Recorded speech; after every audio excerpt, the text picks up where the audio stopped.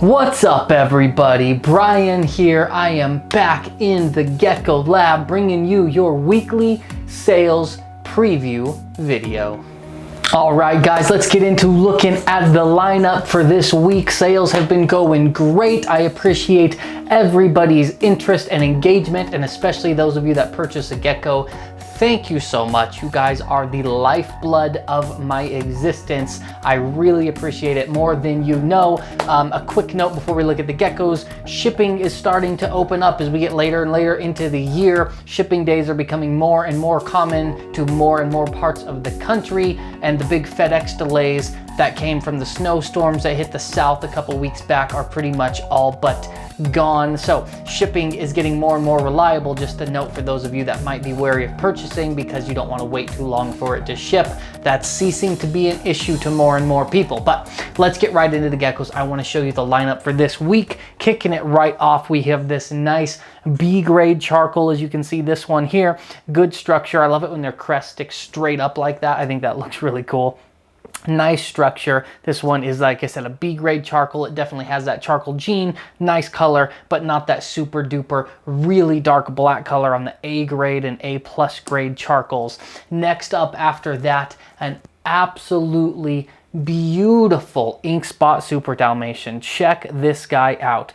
Just gorgeous, big black spots all over the place.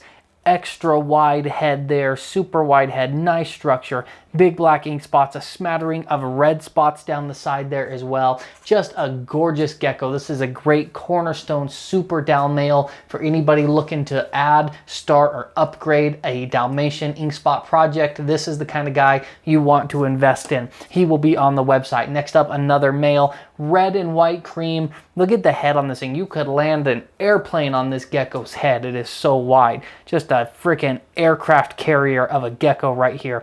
Great color, obviously. The cream on this guy is super light. White back, all those white markings on the laterals, and of course that white spot trait you can see showing up on the back legs and a couple down the side there, and little tiny drips down off the dorsal. Just beautiful. Absolutely loving that one. Next up, another male. We're going male heavy here in the beginning of the preview video. Nice red Phantom Pinstripe.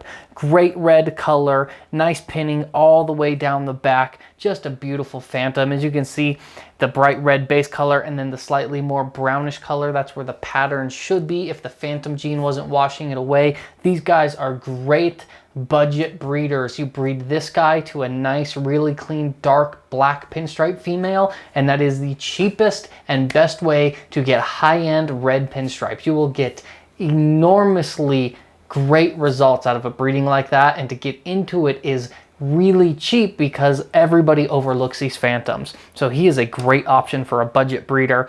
Another male coming up here next one. This guy has a huge head. Again, a lot of well-structured Geckos this week as well. That giant head, those crests starting to droop down because they're so big. Just a beautiful quad stripe. Nice pinning all the way down. Good stripe on the tail. I always like that look. That quad stripe with the raised pins down the side. Just gorgeous. A solid, solid male there. Next up, we have a charcoal Phantom Pinstripe female. This is a quad stripe Phantom with the charcoal gene. So you can see the great pinning going down the back, that really cool lateral line. I love charcoal quad stripes because it just looks so cool to have that lateral line, but it's all muted out. And of course, she is from the Charcoal Project. I would put her color at a B-grade charcoal again. So she's a high-end B-grade because of the Phantom pinning, the cool pattern, and the B-grade charcoal. She is an absolute beauty, a great addition to any charcoal or Phantom Pinstripe project. Another good one for her, I think, would be to breed her to a lily white and get some lily white Phantoms because those are so cool looking. Lots of options for that girl. Up next is this tricolor Harlequin. Great white over orange markings on the back here. Beautiful white over orange markings on the dorsal. Just a great classic tricolor. You don't see too many like this coming up for sale. They're still more rare than I think they should be for how popular they are. I don't know why you don't see too many real bold tricolors where it's real distinct, the three colors like that, but they're just not all that common. That being said, not super rare, not super pricey. This one is going to be a great addition to someone's tricolor Harlequin, extreme Harlequin. Maybe even throw this into a lily white project. That would be nice. After that, a really cool Super Dalmatian Phantom Pinstripe. I've had a few of these up recently. You guys have heard me talk about them. I just love the way these looks. The red spots over the yellow gecko with the red tiger markings that are turned sideways and lateral by the Phantom Pinstripe gene. Just a cool look. This is really the only kind of gecko I like that is spots on something that's not just a plain color. I like yellow Dalmatians, like the really light yellow Dalmatians, maybe with some very faint tiger stripes. Solid reds are nice, and as far as more busier patterned geckos, these guys look the coolest. I absolutely love it.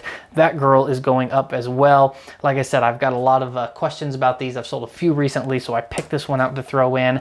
After that, a Confetti line female. This girl's a fairly low-grade Confetti, not a ton of spots, but you can definitely see the red spots there over her orangish, dark yellowish base color.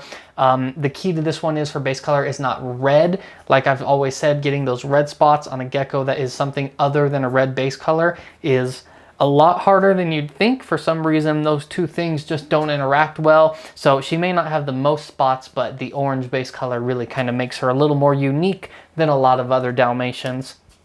After that, this other really cool tiger Dalmatian. This girl has really nice bold tiger markings and a handful of spots. Not a super large amount of spots. I wouldn't call her a super Dal, but the way those spots contrast with those tiger markings is pretty neat. If you breed this to a Phantom Pinstripe, all those tiger markings, instead of being vertical, will turn horizontal. That's what the Pinstripe gene does to the tiger gene. So those tiger stripes turn horizontal, and that's how you get one like the gecko a couple back with those cool red lateral markings.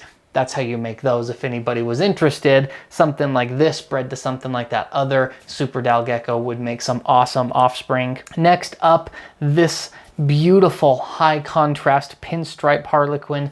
Just a really nice dark base color, great structure, tall pins all the way down the back, solid colored dorsal, dark base color, nice contrast between the base and the pattern colors. Just a classic gecko. This is like a classically beautiful gecko to me. You can see the white spot right in the middle of the back leg there, and then a couple drips coming down off the dorsal line. That is indicators of that white spot drippy dorsal trait. This is a low expression. This is what it looks like in this lowest expression form.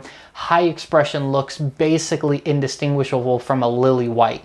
You'll see those sometimes where people will say, oh, here's one, but it's not a lily white. It looks just like a lily white. That's the highest form of expression of this white spot gene. This one has the low form expression. So those are some good markers you can look for when you're shopping for geckos to know if it carries that gene or not. But enough rambling about different genes. This one's on the website. Let's move on. Oh my, I love this picture. On these quad stripes, this top-down view, just look at this. Beautiful. Shows off the structure, the lateral striping so well. You can really see how those pins stick out from the sides of the gecko on the lateral striping. I love these top-down shots of these high-end quad stripes. Of course, here the color is top-notch, the contrast is top-notch, the pinning is top-notch, the lateral markings are top-notch, man. I remember when I first started breeding geckos back in the late 2000s, a gecko like this was the top of the line. This was like the most sought after, highest end, blow your mind kind of gecko. What a lily white axanthic is now, that's what this was in 2008. Great structure, like I said, just beautiful. Not much else needs said here, just a beautiful gecko, super impressive specimen. Next up, another one. I'm just going to get the structure out of the way because there's a lot of crowned geckos in this list today. This one's great structure as well, but obviously the key here is the color. Beautiful, beautiful reddish orange color. Great Phantom Pinstripe. Nice pinning all the way down the back. Just a gorgeous gecko. These high red ones are super popular and sought after right now. They've got a lot of attention on them. This is the kind of gecko, back earlier when I said if you breed a nice Phantom Pinstripe to a nice, really clean, dark black pinstripe, well, the gecko one before this, that really cool quad stripe, that's what I mean by clean black color. Super dark, super black, clean color. You breed that male to this female, a clean, bright red Phantom, the babies you will get are just insane. My best red pinstripes ever came from breedings exactly like that. That is the formula you want for high-end red breeding. So that girl will be on the site. And then this is my last one. So this girl I want to explain a little bit about. She is a proven breeder. She's about 7 years old now, just a gorgeous gecko. As geckos age, their colors do fade a little bit. So one like the previous one, that bright neon orangey red, as they get older, that neon color fades and they're a little more subdued in their colors. So this girl at one point was that same neon bright, like burn your eyes red color. Now she's this more lighter peachy kind of red color, almost a pinkish color, and the cream is the important part. They get so much whiter in the cream. They look really cool. This girl's a great example of that. Pure white cream, that light red pinkish color, and of course that drippy dorsal white spot trait all over this girl. Just an absolute gorgeous gecko. Now this is another one that should be priced probably close to triple what I'm going to price her at. And the reason for that is she's a bit older. She's a proven breeder, 7 or 8 years old. Again, every year when I add new geckos into my breeding projects, I can only carry so many geckos. My operation, I learned a long time ago, if I get too big, it's just too much to handle, and I don't want to do that. I have kind of a cap at the amount of geckos I want to carry. And when I add new breeders, there's other breeders that I have to pick and choose which projects am I going to do this year. So this girl was one project that I decided to move off of and give someone else an opportunity to enjoy working with her and the baby she produces. So that's why she's up for sale. She is about 7 years old now. She does still have 4 or 5 years of good breeding years left in her. The idea that crested geckos need to retire from breeding at 6 or 7 years old is an absolute myth. These guys can breed strong well into their teens. They'll live well into their 20s. So she's got 4 or 5 good solid years left. She's a very reliable breeder, just absolute beautiful kids. And if nothing else, just a great display animal. So anyways, that's why she's going to be priced relatively low. A high-end gecko like this right now on the market should be about 2.5 to 3 times more than I'm going to price her at. But like I said, she's not a 2-year-old ready to breed, brand new female. She's an older proven breeder, so I'm going to price her accordingly. And it's sentimental to me. I want her to go to a good home that's going to love and appreciate her because she's been with me for so long. I love this girl. She will also be up on the website. All right, guys, that's enough of my ramblings today. We talked about a whole lot of stuff, including sometimes even discussing the geckos that are going up for sale. Thank you guys for watching. As always, I am Brian. New geckos Friday night, 9 p.m. Eastern on the website. I've got a few more weeks of sales lined up, and then I think I might take a week or two break to sort through some grow outs, get some new geckos, but we are going to have geckos basically every Friday night throughout the first half of this year. I'm looking to go through the end of June is what I'm hoping to do. Probably six out of 8 weeks we'll have new geckos for sale every Friday night. So this is going to be consistent for quite some time.